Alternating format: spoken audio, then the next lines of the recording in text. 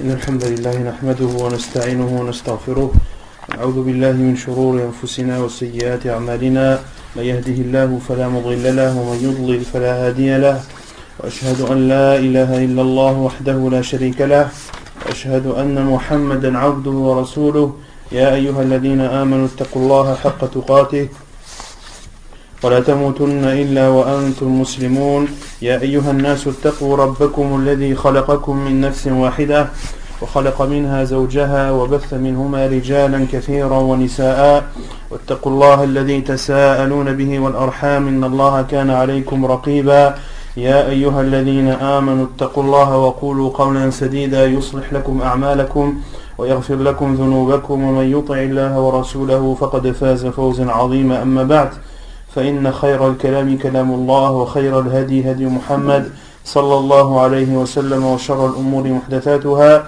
وكل محدثة بدعة وكل بدعة ضلالة وكل ضلالة في النار أما بعد. Donc toujours dans l'explication du livre Al-Wajiz fi fiqh sunnati wal kitab al-aziz, l'essentiel dans la compréhension du livre et de la sunna du prophète sallallahu alayhi wa sallam.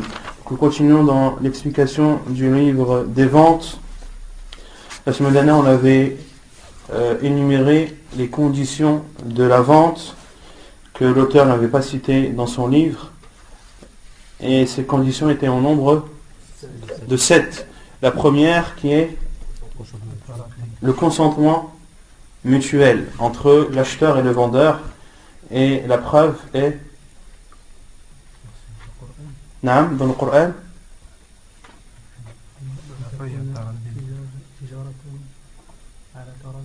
إلا أن تكون تجارة عن تراض منكم يا أيها الذين آمنوا لا تأكلوا أموالكم بينكم بالباطل إلا أن تكون تجارة عن تراض منكم.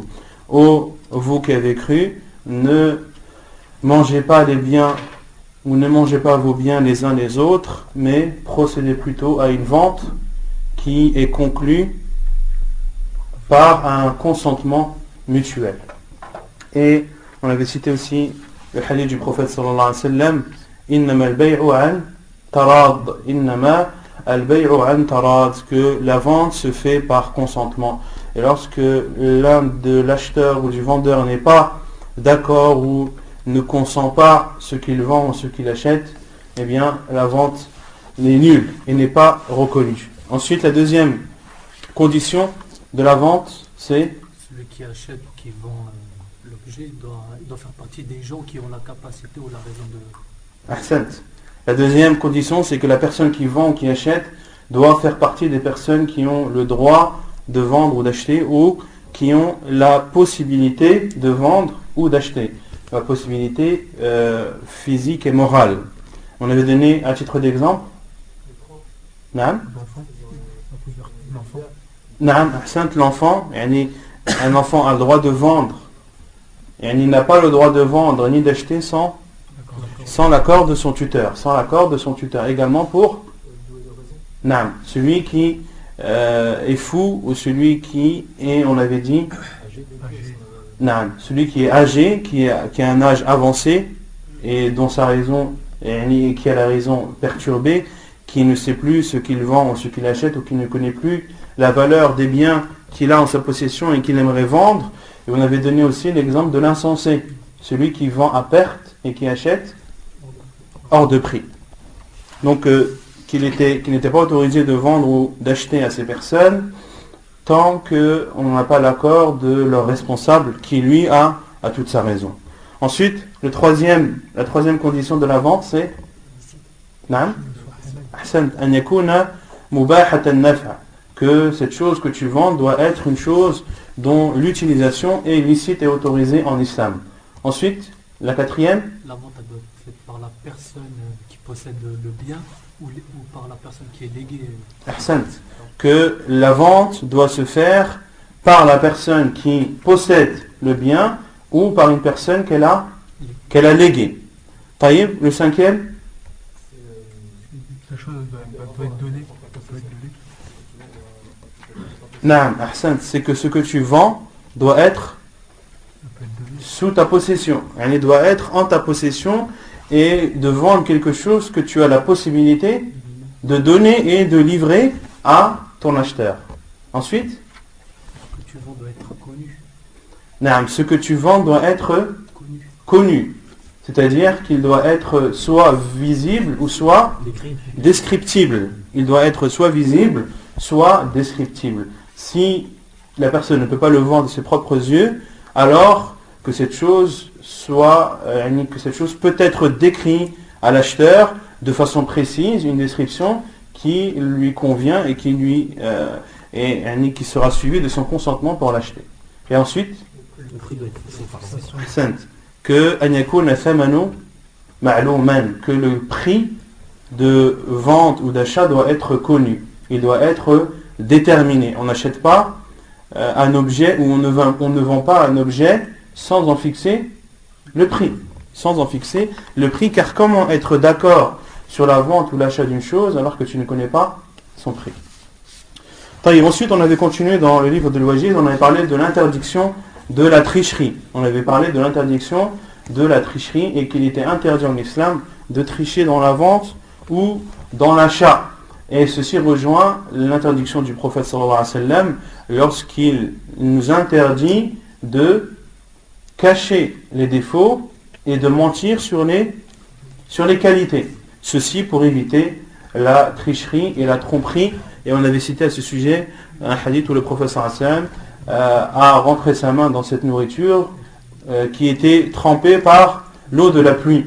Et le prophète sallallahu alayhi wa sallam a réprimandé ce vendeur en lui disant: pourquoi n'as-tu pas mis cette part de nourriture au-dessus afin que les gens voient ce défaut? Afin que les gens voient ce défaut. Et on avait cité les versions de ce hadith où le prophète sallallahu alayhi wa sallam a mis sa main car Allah azza wa jalla lui a révélé de faire ainsi. Car Allah azza wa jalla a révélé à son prophète sallallahu alayhi wa sallam: entre ta main dans cette nourriture afin de déceler cette tromperie et cette duperie.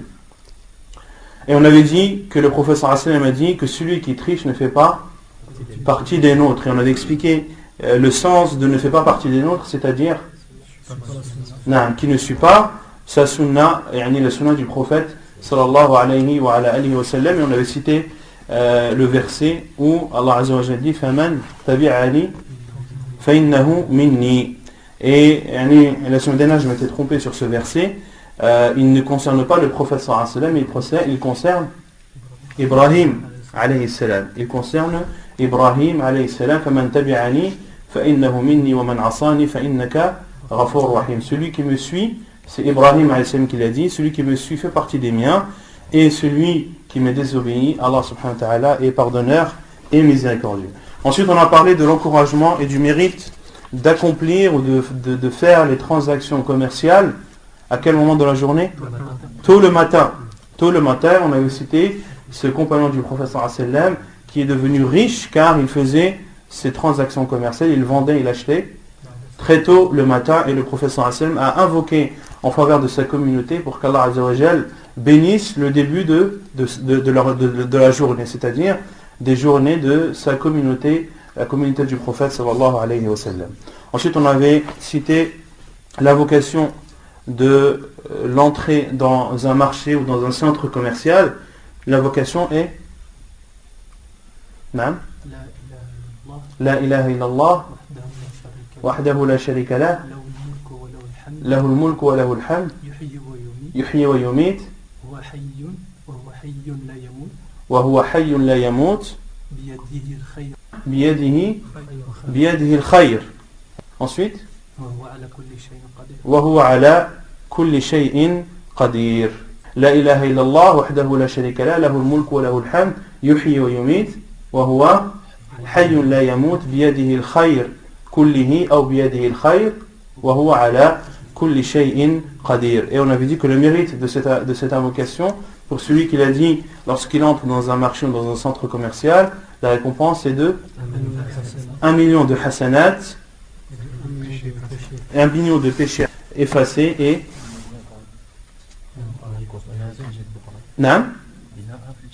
et il a une maison au paradis. Et il a une maison au paradis. Il a dit que le hadith était jugé bon et rapporté par Ibn Majah dans ses sunan. Ensuite, on a parlé de la base dans la vente qui est Que tout est autorisé jusqu'à la preuve du contraire. que tout est autorisé jusqu'à la preuve du contraire, à condition que la vente se fasse par consentement. À condition que la vente se fasse par consentement, car Allah Azza wa Jal a cité cette condition dans le verset qu'on a cité au tout début, illa an takuna tijaratan an taradin minkum. Donc Allah Azza wa Jal a autorisé la vente, mais pas n'importe quelle vente, la vente qui est conclue par consentement mutuel, par accord de part et d'autre. Et toute autre vente est autorisée sauf une vente que l'islam a interdit.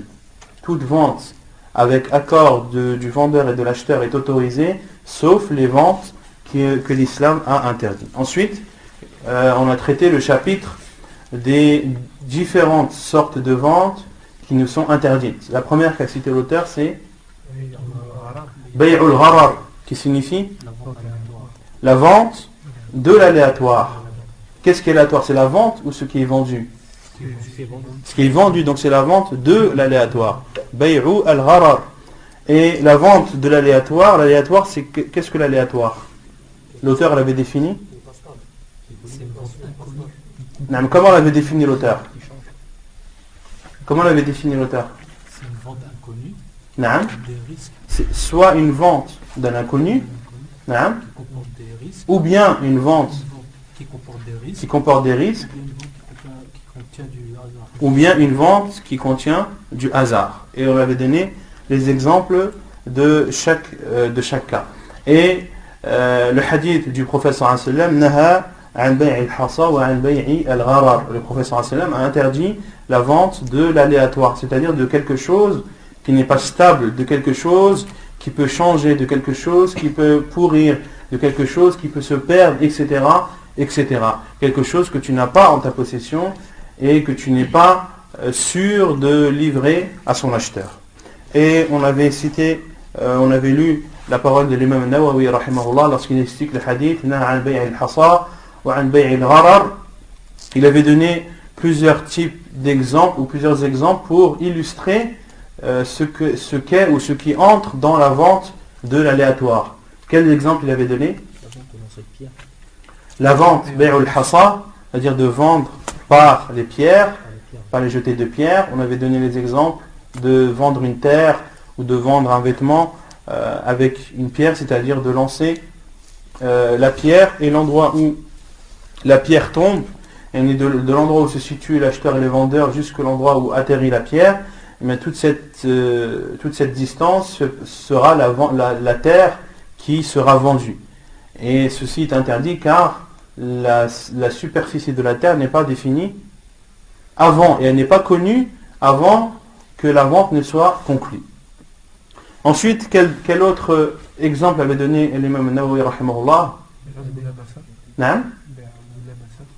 Bay' al-mulamasa, c'est-à-dire la vente au toucher. Yani, que le vendeur dise à l'acheteur, la chose que tu touches, je te la vends pour tant et tant. Yani, le simple fait de la toucher conclut la vente. Ceci est interdit car la personne n'a pas la possibilité de choisir et ne sait pas ce qu'elle achète. Et également, bay' al-majhoul, de vendre quelque chose d'inconnu. Ou bien bay' al-ma'doum, de vendre quelque chose qui n'existe pas. De vendre quelque chose qui n'existe pas. On verra, Inch'Allah, les détails de ce que veut dire vendre quelque chose qui n'existe pas. Ensuite, quel autre... Le lait dans la mamelle. L'interdiction de vendre le lait dans la mamelle, ou bien... De vendre un agneau qui n'est pas encore né. Ou bien de vendre un agneau encore dans le ventre de sa mère, ou bien de vendre une chamelle qui s'est sauvée, par exemple, car et al-sharid qui est la chamelle qui s'est sauvée, il est interdit de la vendre. Pourquoi?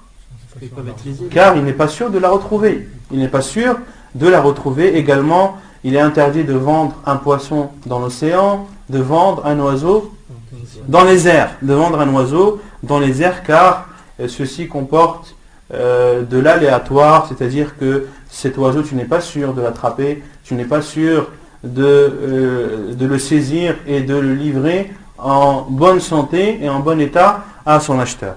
Donc tout ceci est interdit car ça comporte de l'aléatoire. Et on avait dit qu'il y avait des choses qui étaient acceptées à condition que le caractère aléatoire soit minime et que cela soit difficilement contournable. On avait donné l'exemple, ou l'auteur a donné l'exemple du manteau rembourré. Que le rembourrage du manteau, qu'il était difficile d'ouvrir un manteau et de montrer la qualité du rembourrage. Et que le fait de vendre son manteau avec son rembourrage, cela était autorisé même s'il comportait une part d'aléatoire qui est très minime et n'a pas de grandes conséquences. Et d'autres exemples que je n'ai pas cités la semaine dernière, par exemple, on peut donner l'exemple de celui qui loue un appartement. Tu loues un appartement pour un loyer mensuel de 500 €, par exemple. Les mois ont-ils tous le même nombre de jours? Non. Il y a des mois de 30 jours, des mois de 31, il y a même des mois de 28, voire de 29.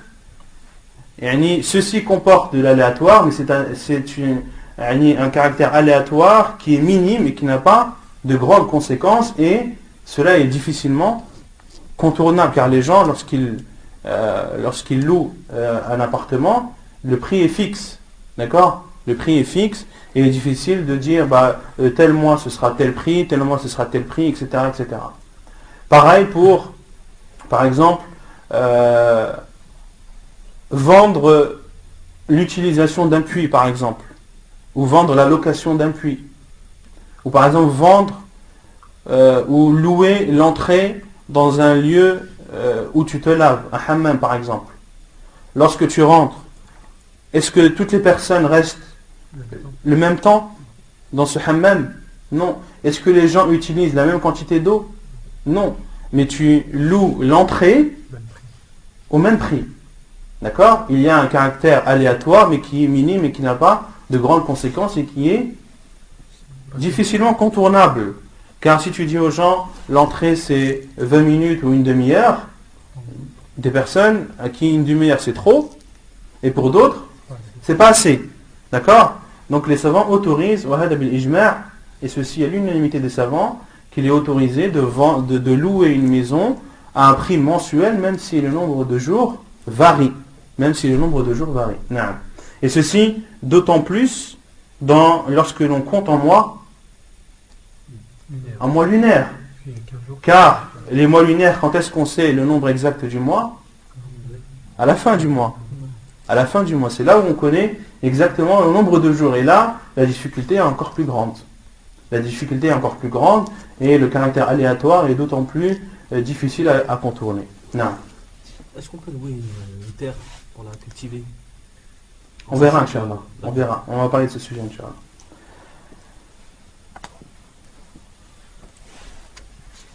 Et donc, ensuite, on avait dit que tous ces types de ventes entraient tous dans la vente, dans l'interdiction de la vente de l'aléatoire. Et que le prophète sallallahu alayhi wa sallam a interdit, par exemple, la vente par lancer de pierre ou la vente au toucher, etc. etc. Ceci, le prophète sallallahu alayhi wa sallam a donné des précisions sur ces types de ventes, car c'était ceux qui étaient connus à l'époque anté-islamique. Mais la cause de l'interdiction, c'est le fait que ces choses ne sont pas stables et qu'elles varient. طيب. يقول المؤلف بيع الملامسة والمنابذة. Puis l'auteur va citer les preuves de chaque type de vente qui sont interdites. بيع الملامسة والمنابذة. La vente au toucher, par le toucher ou par le lancer. عن أبي هريرة أنه قال نهي عن بيعتين الملامسة والمنابذة. أما الملامسة فأن يلمس كل واحد منهما ثوب صاحبه بغير تأمل، والمنابذة أن ينبذ كل واحد منهما ثوبه إلى الآخر ولم ينظر واحد منهما إلى ثوب صاحبه. حديث صحيح رواه مسلم. وعن أبي سعيد الخدري قال نهانا رسول الله صلى الله عليه وسلم عن بيعتين وعن لبستين نهى عن الملامسة والمنابذة في البيع والملامسة لمس الرجل ثوب الآخر بيده بالليل أو بالنهار ولا يقلبه إلا بذلك والمنابذة أن ينبذ الرجل إلى الرجل بثوبه وينبذ الآخر إليه ثوبه ويكون ذلك بيعهما من غير نظر ولا تراد حديث متفق عليه. Donc l'interdiction de la vente par le toucher et par le lancer. Selon Abu Hurairah radiyallahu anhu, il dit: il nous a été interdit deux types de vente, la vente par le toucher et la vente par le lancer. Nuhiya, il nous a été interdit, c'est-à-dire par le prophète sallallahu alayhi wa alihi wa sallam. Et al-mulamasa, on a dit que c'était le toucher, et al-munabada, c'est le lancer. Puis Abu Hurairah radiyallahu anhu a donné une explication de l'mulamasa, c'est-à-dire lorsque l'acheteur touche le vêtement du vendeur sans réfléchir et sans prendre le temps de vérifier cette chose. والمنابذة أن ينبذ كل واحد منهما ثوبه إلى الآخر. Et al-munabada, c'est le fait de lancer, que l'un lance à l'autre et que l'autre lui relance sans que chacun ne voit le vêtement qui est lancé. Et le vendeur lance à l'acheteur. Lorsque l'acheteur le reçoit, il le relance directement au vendeur. D'accord? Ou l'inverse. L'acheteur prend le vêtement, le lance au vendeur le prend et le relance à l'acheteur. Et si la vente est conclue, sans que ni l'un ni l'autre ne puisse vérifier ce vêtement, s'il contient des défauts ou non, s'il correspond au prix qui a été annoncé ou non. وعن أبي سعيد, le second hadith, le hadith d'Abu Sa'id al-Khudri radiyallahu anhu, qui dit: le prophète sallallahu alayhi wa sallam nous a interdit deux types de vente et deux façons de s'habiller. Nahana anil mulamasati wal munabada. Il nous a interdit de vendre par le toucher ou par le lancer. Et al-lubsatayn, qui connaît les deux façons de s'habiller qui sont interdites dans ce hadith?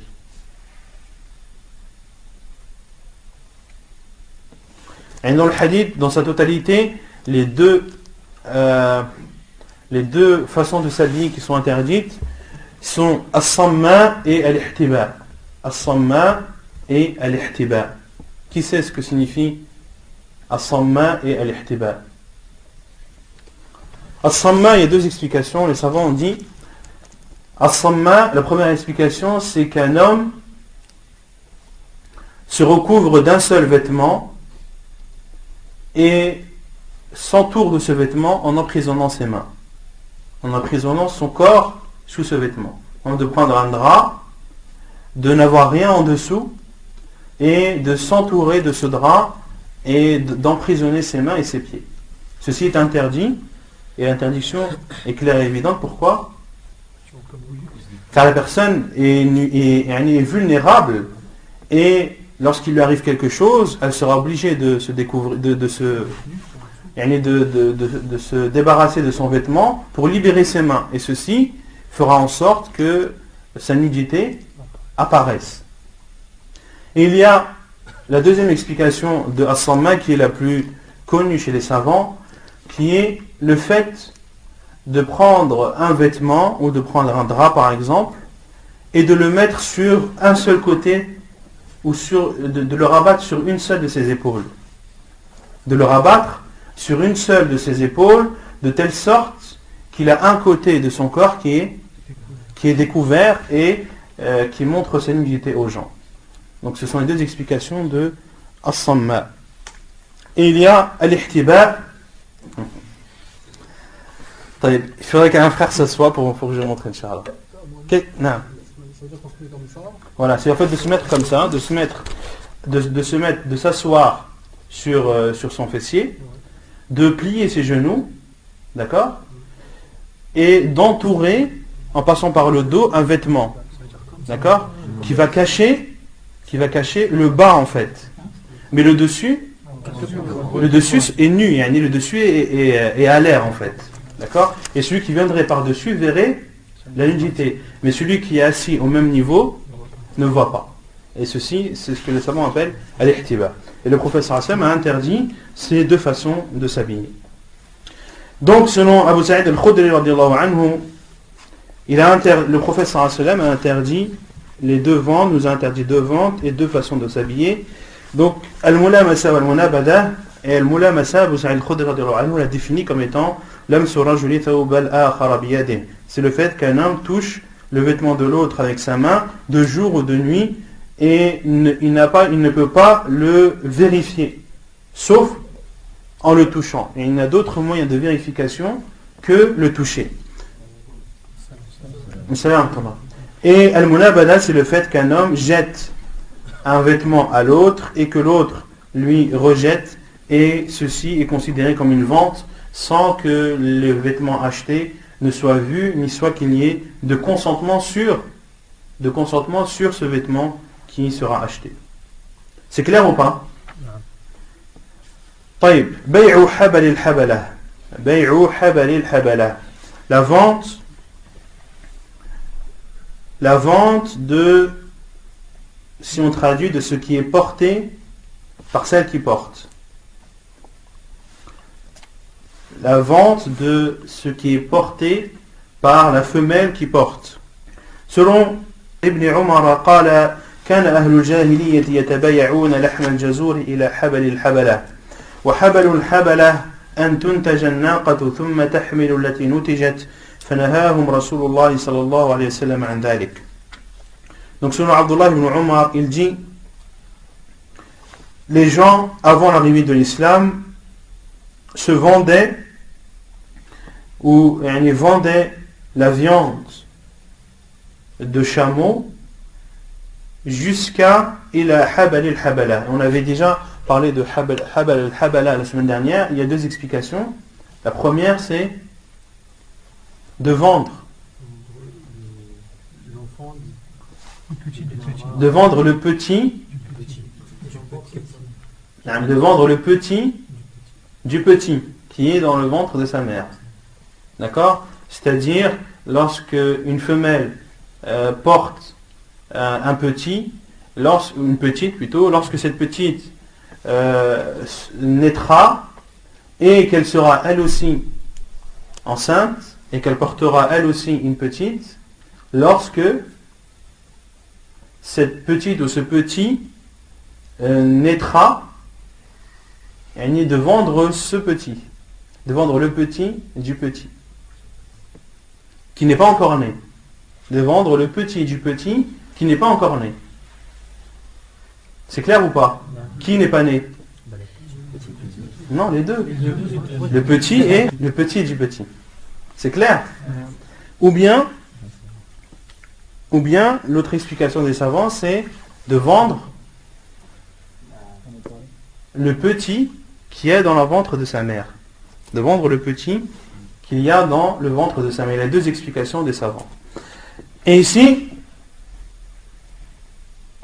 le hadith d'Abdullah ibn Umar dit que les gens, avant l'arrivée de l'islam, vendaient des chameaux jusqu'à ila habal al-habala, jusqu'à ce que le petit du petit soit né. Wa habal al-habala, et habal al-habala est expliqué dans ce hadith, an tuntaja an-naqatu thumma tahmilu allati nutijat, c'est-à-dire que la chamelle mette bas, puis que ce qu'elle a mis bas, c'est-à-dire la petite qu'elle aura mis au monde, soit enceinte, jusqu'à ce que la petite qui a été mise au monde soit elle aussi enceinte. Et le prophète sallallahu alayhi wa sallam leur a interdit de faire ainsi. Pourquoi? Soit de vendre directement le petit du petit, ou bien de vendre cette chamelle jusqu'à ce que le petit du petit soit mis au monde. Et dans les deux cas, c'est interdit car c'est du gharar, car c'est de l'aléatoire. Tu n'es pas sûr que déjà cette chamelle va mettre au monde une femelle et non pas un mâle, car si elle met au monde un mâle, Il ne pourra pas avoir de petit. Il faudra que cette chamelle retombe enceinte et qu'elle mette bas à une petite, à une femelle et non pas à un mâle. Et également, il n'y a rien qui prouve qu'il sera vivant ou qu'il sera en bonne santé. Et lorsque l'on parle de temps, c'est-à-dire je te vends cette chamelle jusqu'à ce que le petit du petit naisse, ceci est interdit car la durée n'est pas déterminée. Car la durée n'est pas déterminée. Donc ceci est interdit en le hadith d'Abdullah ibn Omar rapporté par Al-Bukhari et Muslim. بيع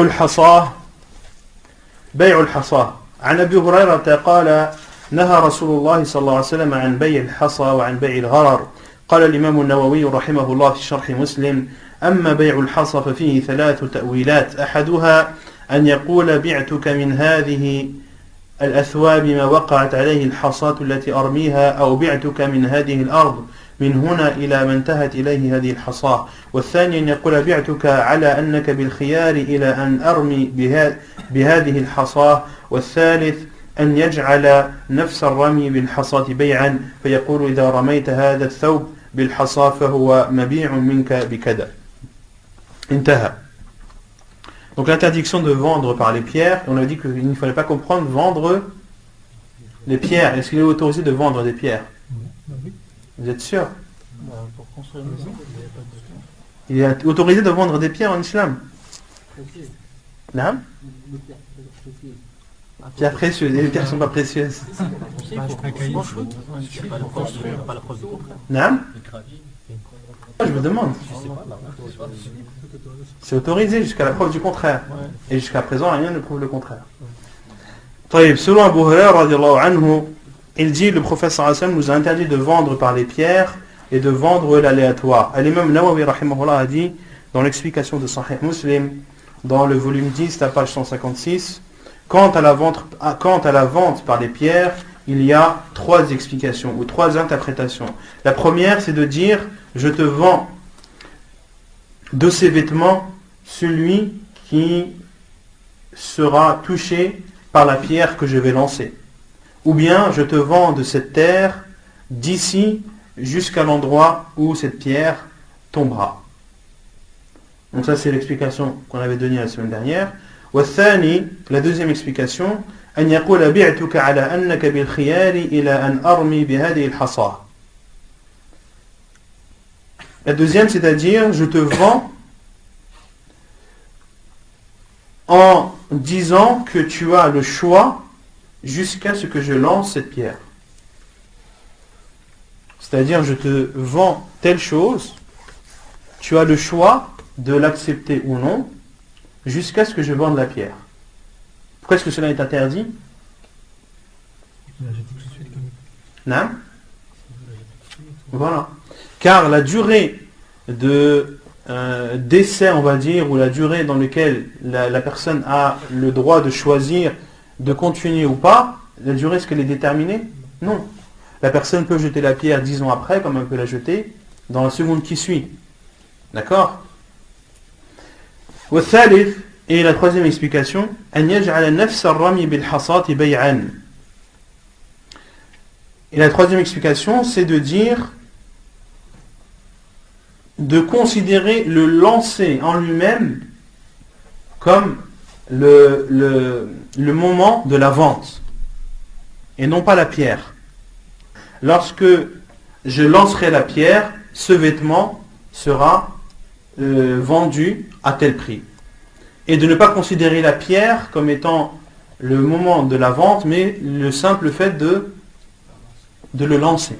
أن يجعل نفس الرمي. أن يجعل نفس الرمي. La différence entre la deuxième explication et la troisième, c'est quoi? Dans la deuxième, c'est la pierre qui décide, ou dans la troisième, c'est le lancer? Non, puisqu'ici, dans la deuxième aussi, c'est le rami. Dans la deuxième aussi, c'est le lancer. De dire, je te vends. C'est un choix, le premier. Voilà. Dans la deuxième explication, c'est le choix. C'est-à-dire que la vente est conclue, mais qu'il y a une clause de comment ils appellent ça? choix jusqu'avant. Il y a un temps de réflexion ou un temps où la personne a le droit de se rétracter. Voilà. D'accord? Où la personne a le droit de se rétracter. Là, la vente est conclue, mais il y a une clause qui permet de changer d'avis.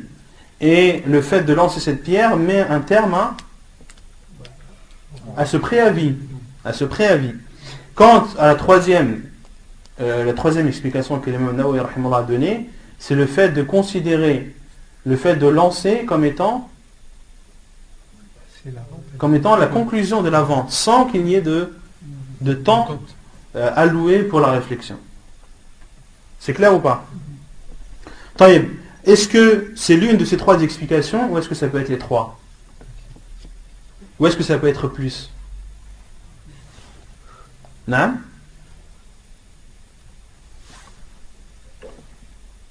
Ça peut être plus. Les trois, est-ce qu'elles sont contradictoires?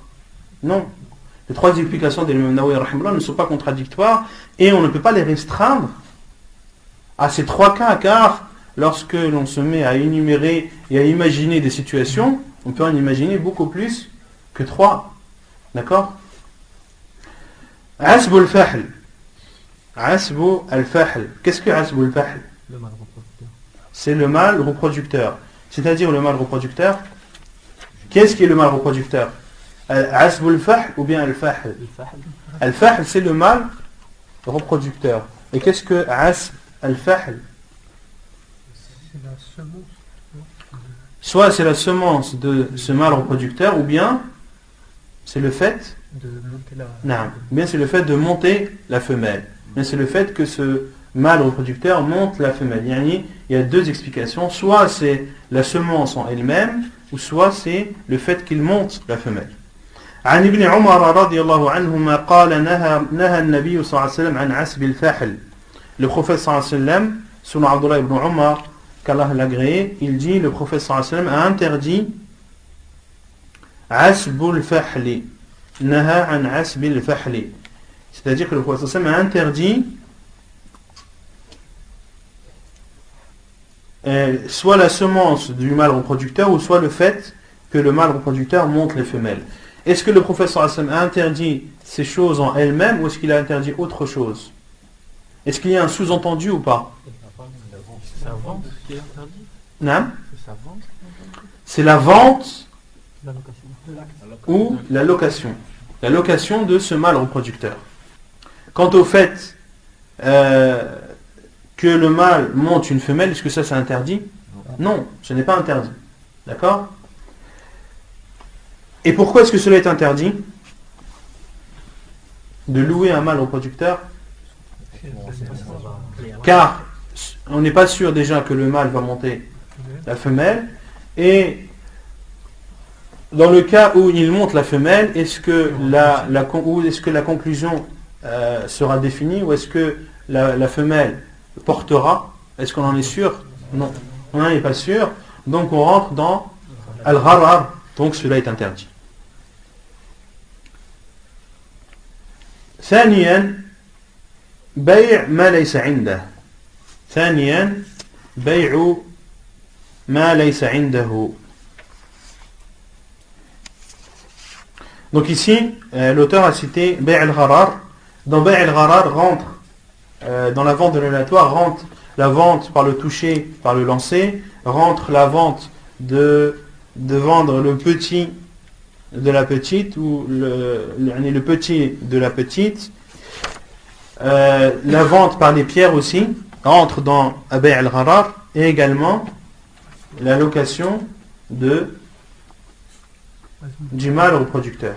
À la fois la location mais aussi la vente. À la fois la location mais aussi la vente. ثانيا, le deuxième cas de vente interdit, بيع ما ليس عنده.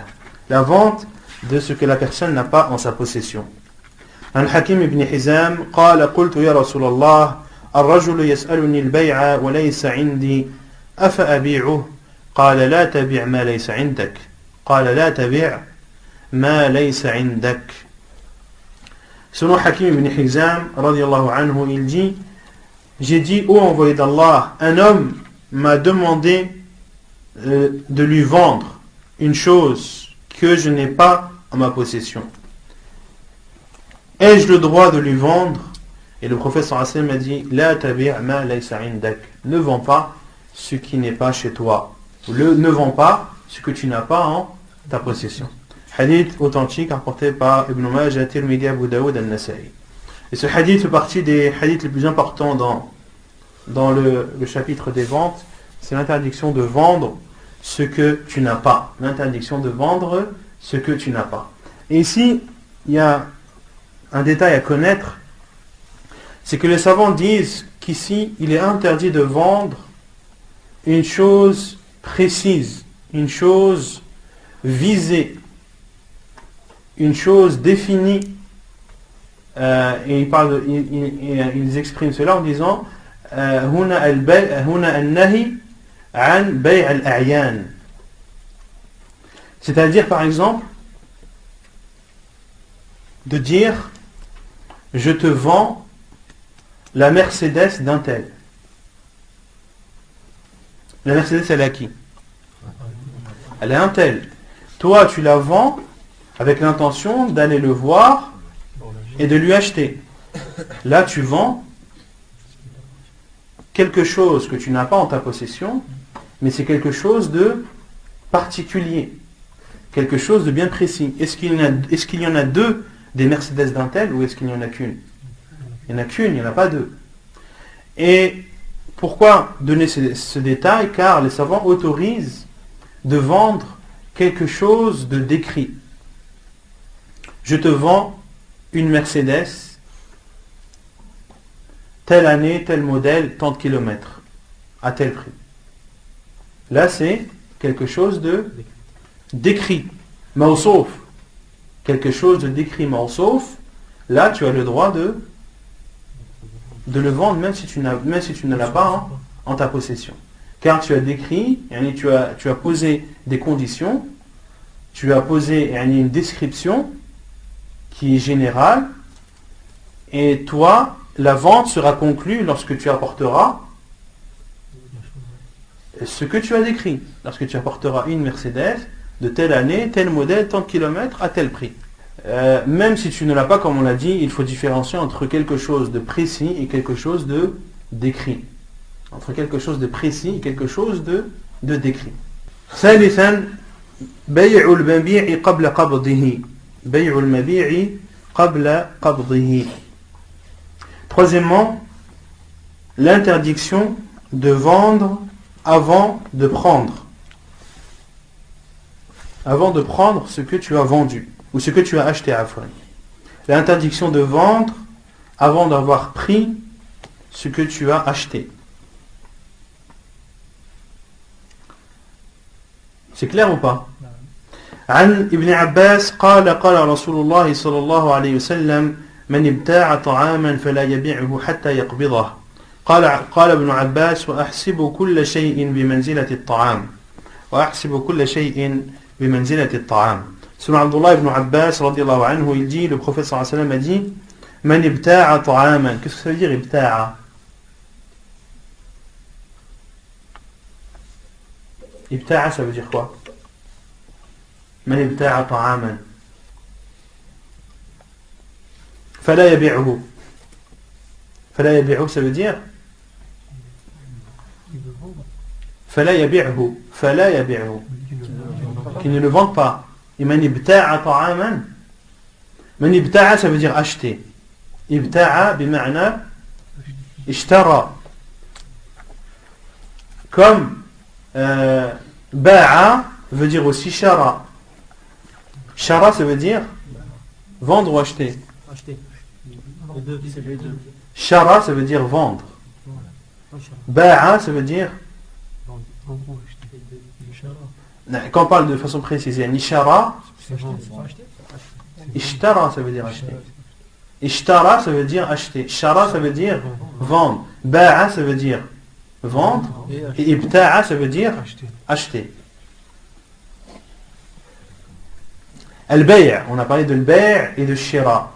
Al-Bay' et Shira, on avait dit qu'ils avaient le même sens.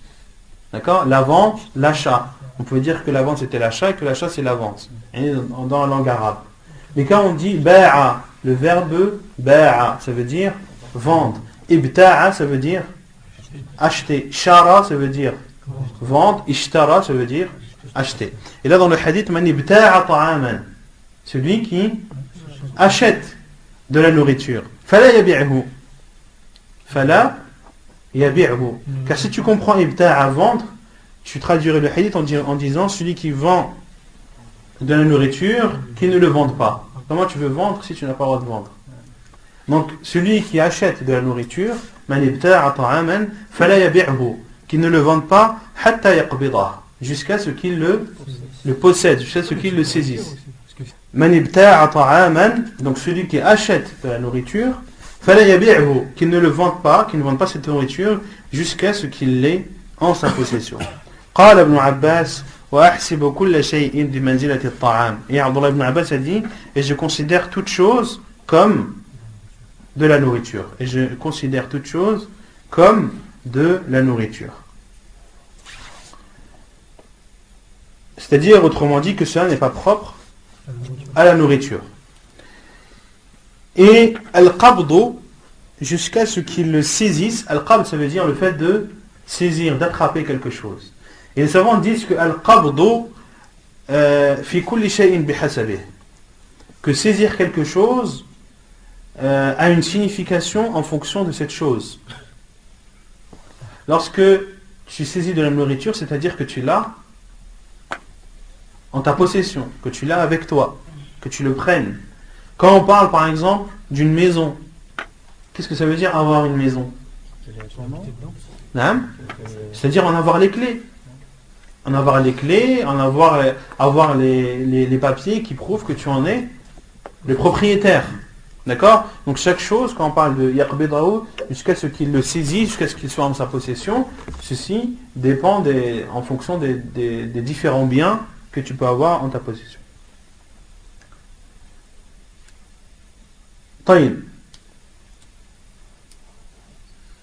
Et dans un autre hadith authentique du prophète sallallahu alayhi wa sallam, le prophète sallallahu alayhi wa sallam, le hadith que l'auteur n'a pas cité pour donner plus d'informations concernant la vente, نهى رسول الله صلى الله عليه وسلم أن تباع السلع حيث تبتاع أن تباع السلع حيث تبتاع حتى يحوزها التجار إلى رحالهم. Hadith Hassan rawahu Abu Daoud. Dans un hadith jugé bon, rapporté par Abu Daoud, le prophète sallallahu alayhi wa sallam a dit, dans le hadith il est dit que le prophète sallallahu alayhi wa sallam a interdit de vendre une chose dans l'endroit où elle a été achetée. Il est interdit de vendre une chose dans l'endroit où elle a été achetée, et le prophète sallallahu alayhi wa sallam a dit hatta yahuzaha at-tujjaru ila rihalihim, jusqu'à ce que les commerçants emmènent cette chose dans leur magasin. Jusqu'à ce que les commerçants emmènent cette chose dans leur magasin. Et le hadith dans sa totalité, où il y a un autre hadith qui vient appuyer cela, c'est le hadith d'Abdullah ibn Umar radiallahu anhu, qui dit qu'il a acheté قال ابتعت زيتا في السوق. ابتعت ça veut dire اشتريت. ابتعت زيتا في السوق. Il a acheté de l'huile au marché. Puis qu'un homme est venu et lui a proposé de lui acheter cette huile, et Abdullah ibn Umar a dit وَكَانَ رِبْحًا حَسَنًا, et c'était un grand bénéfice. Yani, je faisais dans cette transaction beaucoup de bénéfices. فَأَرَدْتُ أَنْ أَضْرِبَ يَدَهُ, et Abdullah ibn Umar s'apprêtait à serrer la main de cet acheteur afin de conclure la vente. Et il dit à Abdullah ibn Umar qu'un homme l'a pris par son bras de derrière, et il s'est retourné et il a vu que c'était Zayd ibn Thabit radiallahu anhu. Qui est Zayd ibn Thabit? C'est le fils adoptif du prophète sallallahu alayhi wa sallam. Et quelle est la particularité de Zayd ibn Thabit? Il a grandi dans la maison du prophète sallallahu alayhi wa sallam. Non, c'est Anas. Il faisait partie des huffaz, il faisait partie des compagnons du prophète sallallahu alayhi wa sallam qui connaissaient le Coran par cœur. Et il était appelé Hibbu Rasulillahi sallallahu alayhi wa sallam. Il était appelé le bien-aimé du prophète sallallahu alayhi wa sallam. Et le prophète sallallahu alayhi wa sallam l'aimait énormément. Le prophète sallallahu alayhi wa sallam l'aimait énormément, d'où le fait que le fils de Zayd ibn Thabit, qui est, ou un des fils, Usama ibn Zayd radiallahu anhu, qui est le fils de Zayd ibn Thabit. Et Usama ibn Zayd était appelé le bien-aimé du prophète sallallahu alayhi wa sallam. Et Zayd ibn Thabit radiallahu anhu faisait partie aussi des fuqaha min as-sahaba. Il faisait partie des compagnons du prophète sallallahu alayhi wa sallam qui avaient une grande science. Et il était connu radiallahu anhu pour avoir une grande science dans al-fara'id, dans les règles, dans la science de l'héritage, Et il s'est converti à l'islam lorsque le prophète sallallahu alayhi wa sallam est arrivé à Médine, et il avait à l'époque 11 ans. Et lors de la bataille de Badr, Zayd ibn Thabit voulait participer à cette bataille, et le prophète sallallahu alayhi wa sallam n'a pas accepté sa participation car il était trop jeune. Et Zayd ibn Thabit était très touché et très peiné, et il est retourné chez sa mère en pleurant car le prophète sallallahu alayhi wa sallam n'avait pas accepté qu'il participe à la bataille de Badr. Et il a appris le Coran, entre autres, par l'intermédiaire de Mus'ab ibn Umayr radiallahu anhu, lorsque le prophète sallallahu alayhi wa sallam l'a envoyé à Médine. Et également, le prophète sallallahu alayhi wa sallam, comme cela est rapporté dans des hadiths authentiques, a demandé à Zayd ibn Thabit radiallahu anhu d'apprendre l'hébreu. Le prophète sallallahu alayhi wa sallam lui a demandé d'apprendre l'hébreu, car le prophète sallallahu alayhi wa sallam a dit, en parlant du peuple juif, que le prophète sallallahu alayhi wa sallam n'avait pas confiance en eux. Inni la amanuhum ala kitab. Je n'ai pas confiance en eux lorsqu'il s'agit de lire ou d'écrire. D'accord? Et Zayd ibn Thabit a dit qu'il a appris l'hébreu en 15 jours, finis fi shahr. Et qu'il le connaissait parfaitement. Au point que lorsque le professeur Hassan voulait écrire aux Juifs, qui écrivait? Zayd ibn Thabit. Et lorsque des écritures parvenaient depuis les Juifs vers le professeur Hassan, qui lisait, qui traduisait au professeur Hassan? Zayd ibn Thabit radiallahu anhu. Et le professeur Hassan lui a même demandé, est-ce que tu connais la langue qui s'appelle As-Suryaniyya? As-Suryaniyya, qui est un dérivé de l'hébreu. Et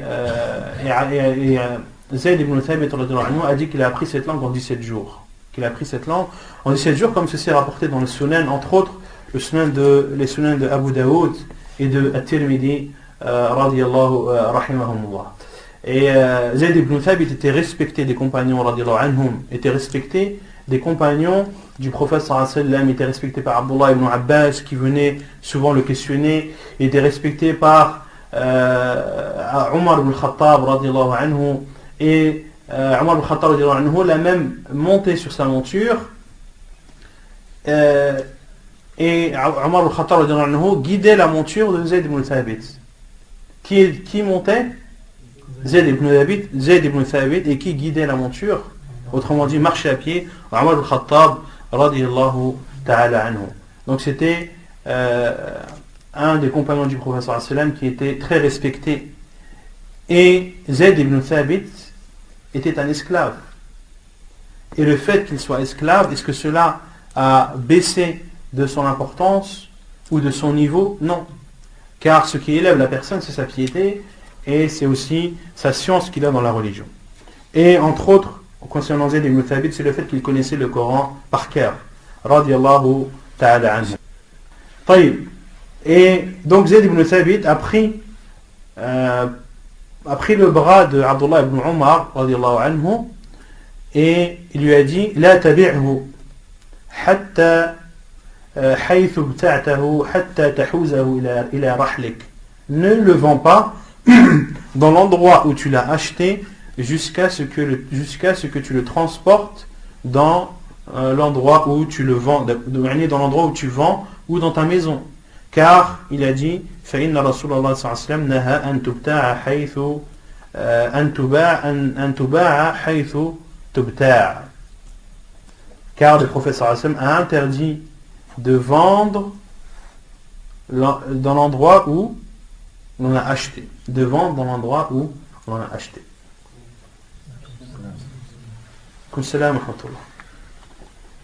Pourquoi est-ce que cela est interdit? Quelle est la cause? Quelle est la sagesse? Non? Ça ne sera pas par rapport au commerçant qu'on a acheté. Ahsant. Non. C'est par rapport au commerçant auquel tu l'as acheté. Si tu vends, un commerçant te vend une chaussure à 30 euros. Et toi, dans le marché, tu trouves quelqu'un qui te l'achète à 100 euros. Lorsque cela va arriver dans les oreilles du commerçant, comment il va le prendre? Ça va le toucher. Il va dire comment est-ce qu'il a pu le vendre à tel prix. Et il va avoir de la réticence vis-à-vis de celui qui l'a vendu. Pourquoi? Car il a vendu dans l'endroit où il a acheté. Et quand tu vends dans l'endroit où tu as acheté, il y a de grandes chances que celui qui t'a vendu en premier soit au courant de cette transaction. Mais Non. en dehors du marché, c'est pas interdit de vendre une chose plus chère que le prix établi dans... Non, en dehors. C'est pour ça que le prophète sallallahu alayhi wa sallam a dit jusqu'à ce que tu le ramènes. Non, mais même en dehors. C'est-à-dire une chose qui est vendue 30 euros, chez tous les marchands, tu vends beaucoup plus cher. Il n'y a pas une chose Il y a une parole des savants, il faudrait que je fasse plus de recherches sur ça, mais il y a une parole des savants qui dit que tes prix doivent être ajustés avec le prix du marché, à peu près. Et après, tu peux toujours faire de la concurrence, mais il ne faut pas que ce soit quelque chose de démesuré. Quelque chose de démesuré au point de porter atteinte aux autres commerçants. Une chose qui est connue pour être vendue 100 euros, toi tu la vends même à perte à 15 euros. C'est la concurrence déloyale. Non, c'est la concurrence déloyale et tu portes atteinte aux autres. Et tu portes atteinte à toi-même aussi. Non. C'est permis de vendre à quelqu'un 50 euros et à l'autre on va lui vendre la même chose pour 100 euros par exemple. On avait dit, la première condition c'est at-taradi. C'est le consentement. Mais si on sait que cette personne-là elle a vendu à une autre personne à 50 euros et qu'à nous elle nous le vend à 100 euros. Après c'est un risque péril. Il est à toi de vendre, de donner le prix en fonction des personnes. Mais tant que le prix est défini et que la personne accepte, les conditions de la vente sont conclues.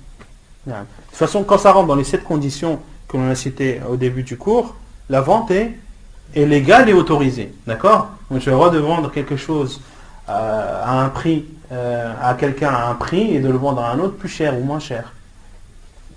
C'est toi et ta souplesse. Non. طيب.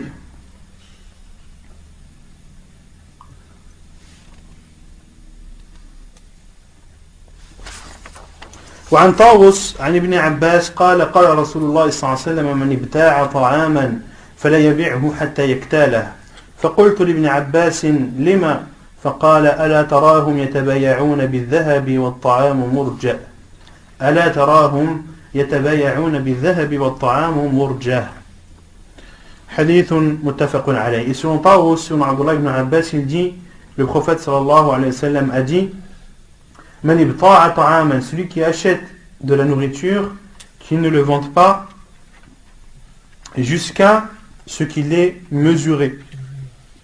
Jusqu'à ce qu'il est mesuré. Quelle est la différence entre peser et mesurer?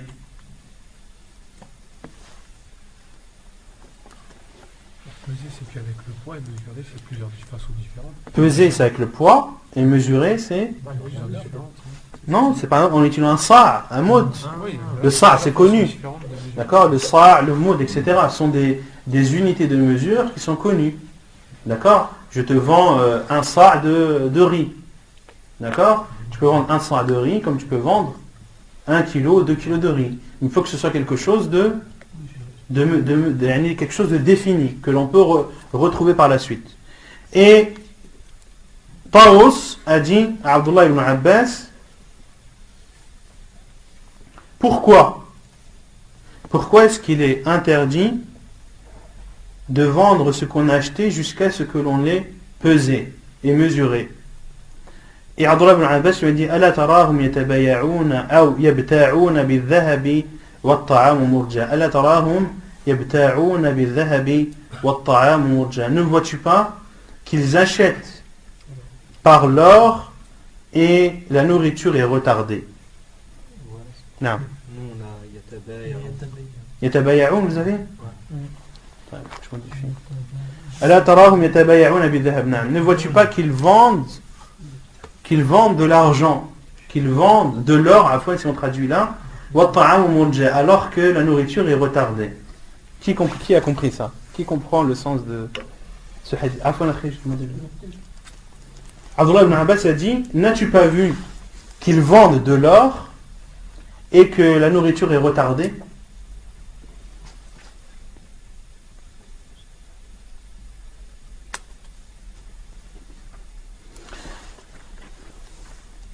Et ici, Abdullah ibn Abbas a dit, car les monnaies à l'époque du prophète sallam, le dinar c'était la monnaie, au temps du prophète sallam, quand on parle de dinar, c'était la monnaie d'or. Et la dirham, c'est la monnaie d'argent. Et ici, Abdullah ibn Abbas a dit, ne vois-tu pas qu'ils vendent de l'or, c'est-à-dire qu'ils vendent de l'or par de l'or. Ou on peut dire de l'argent par de l'argent, on peut dire de l'argent en liquidité par de l'argent. Comment cela est faisable? Par exemple, je te vends 10 kilos de riz pour 5 euros. D'accord? Celui qui achète n'a pas encore récupéré le riz, n'a pas le riz en sa possession. Qu'est-ce qu'il va faire? Il va aller voir une deuxième personne et lui dire je te vends 10 kilos de riz pour 10 euros. Et il prend l'argent de ce deuxième acheteur, sans que le premier acheteur n'ait le riz en sa possession. Autrement dit, qu'est-ce que ce premier acheteur a fait? Il a vendu 5 euros pour 10 euros. Et la nourriture est retardée, c'est-à-dire qu'elle est encore chez le premier vendeur. C'est clair ou pas?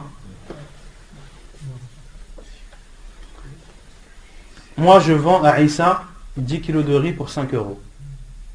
D'accord? Issa, qu'est-ce qu'il va faire? Il va aller chez Jawad. Il va aller chez Jawad. Il va lui dire, je te vends 10 kilos de riz pour 10 euros. Toi, moi, les 10 kilos, ils sont encore chez moi, 10 kilos de riz. Jawad, il te donne les 10 euros. Toi, en gros, qu'est-ce que tu as fait? J'ai donné 5 euros. Non? J'ai revendu en fait. T'as pas vendu, c'est chez moi encore. Le riz, il est chez moi. Toi, ce que tu as fait, c'est que tu as vendu 5 euros pour 10. Je t'ai donné 5, et ensuite, tu as récupéré 10. Donc, dans l'histoire, tu as gagné 5 euros. Tu as vendu 5 euros pour 10 euros. Et il est interdit de vendre l'or par l'or, l'argent par l'argent. D'accord? Et là, la nourriture, elle est retardée, c'est-à-dire que tu ne l'as pas encore. Tu ne l'auras qu'après. Mais la vente, elle est déjà conclue. Ça rentre encore dans le vol. Hein? C'est quoi, c'est du vol? Ça rentre dans l'interdiction déjà de vendre de la nourriture tant que tu ne l'as pas. Il fallait que toi, tu aies les 10 kilos de riz en ta possession, ensuite que tu les revendes. Et de deux, en utilisant ce moyen, tu reviens à vendre de l'argent par de l'argent. Et ça, c'est interdit. Non. De l'argent par de l'argent. Par exemple, quand on va au pays et qu'on change la monnaie, c'est vendre de l'argent, non? Non, mais là c'est pour ça que les savants disent parmi Cheikh al-Albani rahimahullah qu'il est interdit de faire du métier de change un métier. Et quand tu vas dans un pays étranger, est-ce que tu as le choix? Tu n'as pas le choix. Non? Par la banque. Ça va changer également. Ah, mais la banque, elle va dire qu'elle est on perd en changeant par la banque par.